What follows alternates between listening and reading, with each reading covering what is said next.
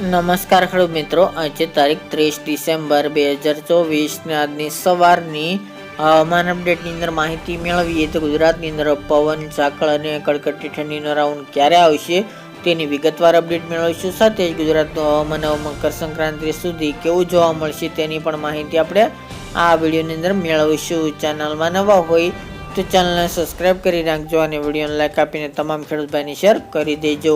હાલ ગુજરાતની અંદર હવે ધીરે ધીરે ઠંડીનો માર વધતો જોવા મળી રહ્યો છે. ખાસ કરીને જે માવઠાની શક્યતાઓ હતી એ સિસ્ટમ ઘણી દૂર પહોંચી ગઈ છે, જેના કારણે આજથી તમામ ભાગોની અંદર ખુલ્લું હવામાન જોવા મળે તેવી સંભાવના રહેલી છે.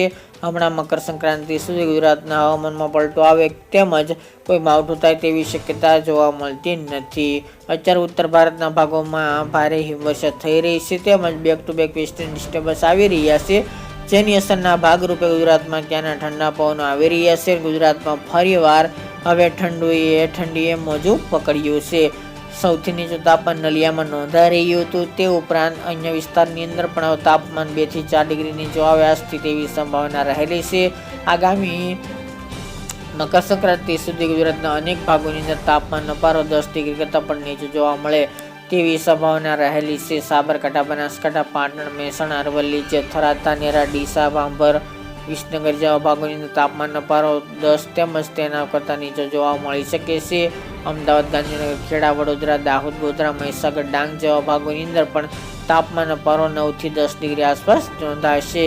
પછીના અન્ય વિસ્તાર અડેસર, ધોળાવીરા, ખાવડા, લખપત સહિતના ભાગોની અંદર 10 થી લઈને 8 ડિગ્રીની રેન્જમાં તાપમાન જોવા મળે આગામી દિવસોની અંદર તેવી સંભાવના રહેલી છે.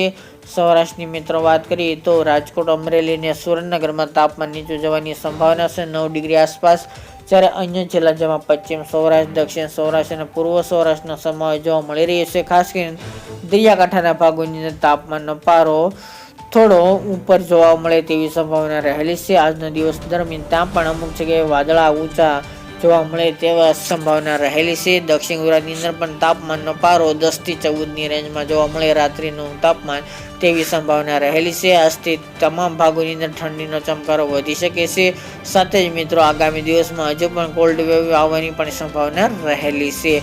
બાકી મિત્રો વાત કરીએ તો પવનની ગતિ સામાન્ય નોર્મલ કેટેગરીમાં જોવા મળશે. 10 થી 15 કિલોમીટરની ઝડપે પવનો ફૂંકાય અને પવનો મુખ્યત્વે ઉત્તર પૂર્વ અને પૂર્વના જોવા મળે તેવી સંભાવના રહેલી છે.